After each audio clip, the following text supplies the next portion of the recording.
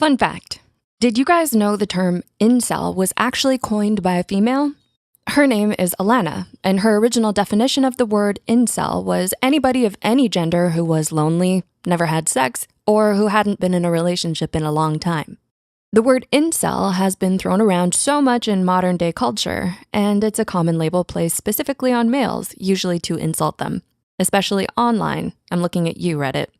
Incel is short for involuntarily celibate, and refers to a frustrated man who feels unable to develop romantic or sexual relationships despite wanting one.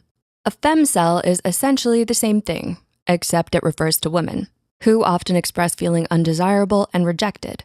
So with that being said, let's explain the femcel phenomenon and how it relates to female isolation and loneliness. Femcels and sexual frustration. Similar to incels, femcels often express romantic and sexual frustration rooted in feelings of fear and worthlessness. In one fascinating research study about femcels published in the Archives of Sexual Behavior, researchers collected data from over 24,000 posts from a dedicated online femcel community to understand and identify common themes and patterns within their online conversations. This was done by coding 1,200 posts containing the keywords sex, power, frustration, and revenge. One of the key themes identified frequently was sexual frustration, with many women attributing it to not being able to find high-quality partners. In one discussion, a woman wrote, "A generous, attentive, even understanding lover does not exist for ugly femcels." The researcher also found that many women on these femcel forums expressed resentment about pretty privilege and not feeling attractive or young enough. The grievances and frustration around sex, relationships, and perceived attractiveness by femcels paralleled some of the themes associated with the incel community. But there are still stark differences in the ways these two different groups express themselves and how their experiences manifest. The pink pill.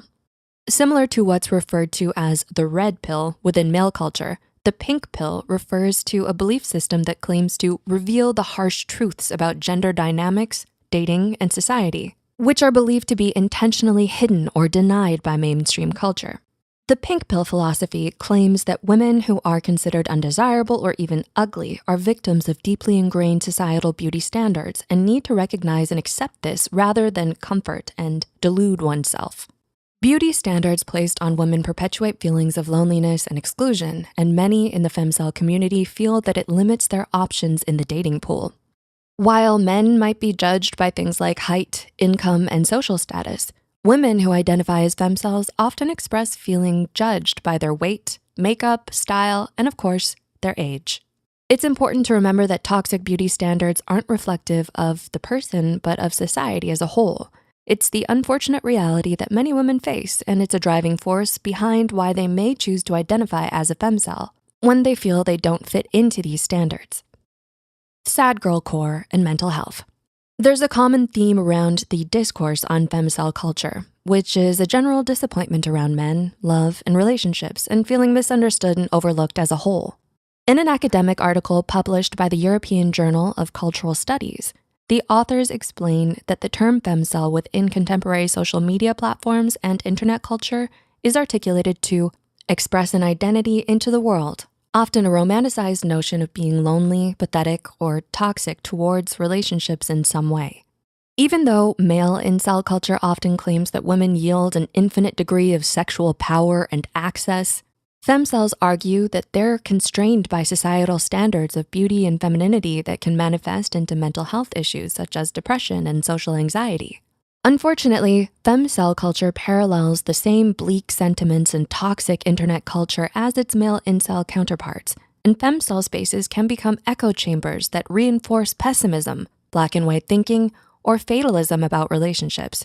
So with that in mind, one of the themes within femcel culture that comes up a lot is sad girl core. For those who aren't familiar with this term, you might think of melancholic Lana Del Rey or Billie Eilish edits on TikTok, or dare I say, Tumblr. Where are my millennials at? However, sad girl core is more than just an internet aesthetic. Sad girl core is an extension of femcel culture and the feelings behind female angst, rejection, and disillusionment about relationships with males.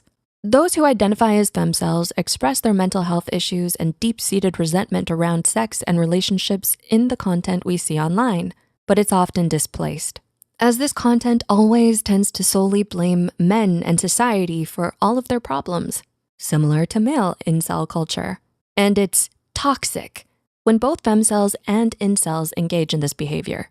The biggest problem with leaning into femcel or incel culture is that it can result in feelings of resentment and even anger or hatred, because it's an endless feedback loop of pessimism about one's circumstances, which can exacerbate existing mental health issues or conditions.